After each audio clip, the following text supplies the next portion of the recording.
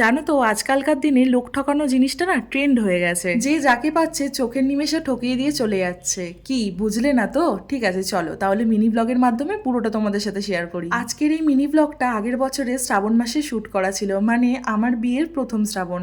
আর ভাবলাম যেহেতু শেয়ার করা হয়নি তাই এবছর তোমাদের সাথে শেয়ার করি। অফিস থেকে বেরিয়ে বাবাইকে সাথে নিয়ে সোজা চলে এসেছিলাম সবুজ চুড়ি কিনতে। কাকুকে বললাম যে সবুজ চুড়ি নেবো, তাই কাকুটা এখানে সবুজ চুড়ি বার করে দিয়ে নিজের মতো করেই প্যাকেট করে আমাকে দিয়ে দিচ্ছিল। চুড়িগুলো একবারও চেক করতে পারিনি, আর নিচ্ছিলাম এখানে 2 ডজন, তাই ভাবলাম চেক করেই নেওয়া যাক। চুড়িগুলো চেক করতে গিয়ে দেখলাম যে ভাঙা আর ভেতরে ভেতরে চিড় খাওয়ানো, তাই কাকুকে বলাতে কাকু তো বেশ রেগে গেল।